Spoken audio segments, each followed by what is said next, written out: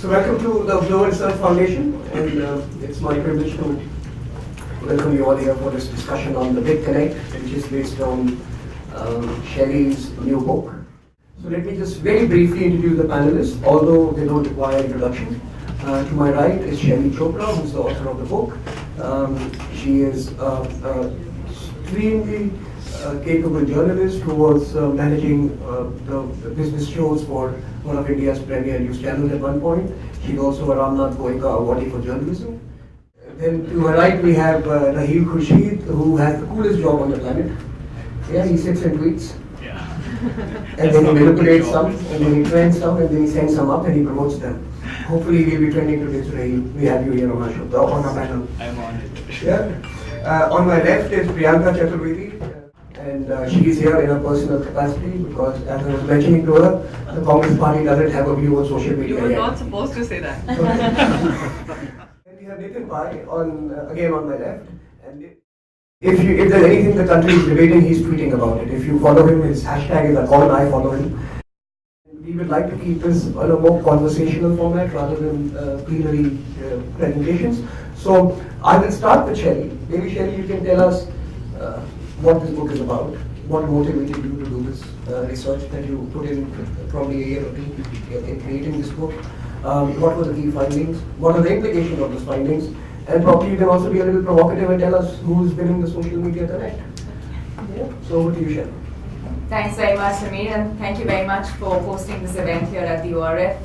My name is Shelley Chopra. On Twitter, I'm @Shelley Chopra. The hashtag for the afternoon is The Big Connect. Well, why I started writing this book? Well, I guess it's somewhat obvious. We've had so much of action play out on social media that I was surprised you could get a ticket to the Lok Sabha by just tweeting, and we've seen that happen as well.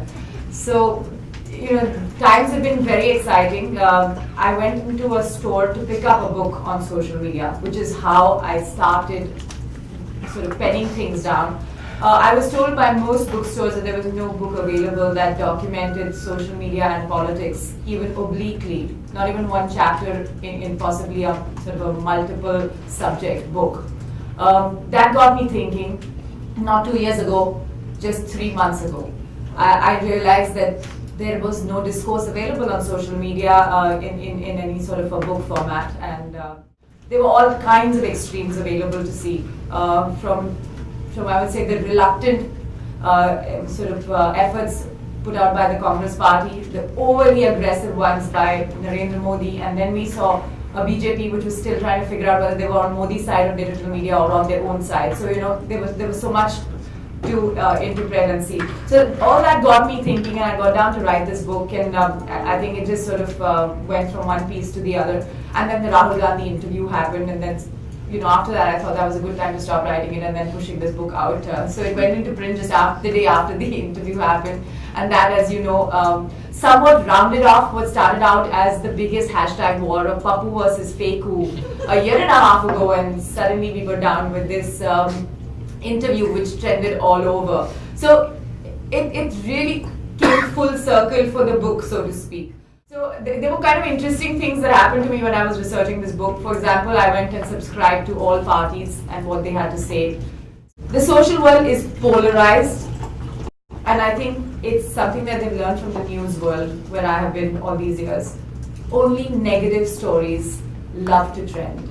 I think that has come through very evidently in all my research, that as negative as stuff gets on Twitter, higher chance of you getting retweeted, a higher chance of you getting followers, a higher chance of you getting more comments, and therefore suddenly you become the social media headline, so to speak.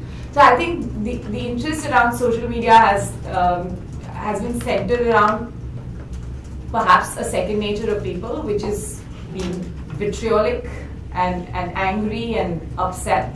On the other hand, as a politician said this to me in no less words, that in India, if you scratch the surface of every human being, you will find an extremist sitting there. And he said this, and I think he's probably right, because when you get onto social media, you could be completely a moderate, a balanced person, but I'm sorry, social media doesn't welcome you with open arms. You've got to be one who has a stand. You've got to be a person who wants to say something that will stir somebody else, and therefore then the entire spiral would begin. Hashtag was defining what's happening in our country today. We were told, during the course of my research that both Congress, BJP don't have a social media budget. If we're talking of money chasing digital, there's plenty of it.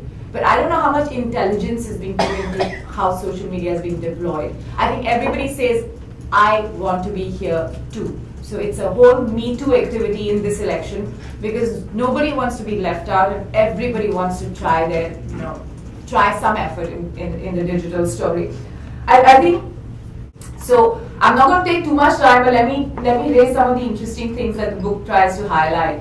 One aspect of it is that, as social media expands, we're going to look at how those outcomes can be scientifically understood. And if they can be, then is there something that political parties and voters, which are their constituents, can really draw something out of it? It can't just be about like meters, it cannot be about self-perpetuated popularity charts. It's got to go beyond that. Social media impact has to have an impact. So I think that's really something that the book tries to look at. We clearly have seen that a lot of changes brought upon by social media has been questioned. But it's probably time that after this election, given that social media is really driving political action, it should be scrutinized and hailed. I think what role social media plays in political campaigns should be looked at. Why is engaging more important than using social media as a megaphone or a 140 letter press release or an amplifier? That needs to be thought out. Have likes really converted into votes? Even if it's a few thousand likes converting into a one vote, but can we try and sort of back calculate some information towards that? Are politicians still deluded by the notion that this is a toy and therefore they must try and not use it as a tool? There are things around that. There was another thing that I conclude in the book is that we keep cribbing about politicians. Sometimes we criticize them for being crazy about digital media. But I think people like Raheel and people representing Facebook and other social media spaces should be thankful to the Indian politician for making social media such a big deal. Today, people are getting onto social media because the politician is on it. I think another thing that was, and this is more neutral than sort of taking stances, taking a stand within the book by either side. Social media's existence has come around because of the massive desire for change. I think one can't deny that 2009 and today are different because people are now wanting change. A change in any form. I'm not suggesting change from A government or B government, but what I'm saying is that the sort of popularity that social media has seen has been rooted in the idea of seeking change. Public at large is using information and network access to find solutions, to raise questions. The idea of an RTI is in different and small bits is actually very visible and relevant on social media. People are seeking information from people who can give accurate information, using that information to question politicians. So it's sort of like a circle that's working in a digitally smart way.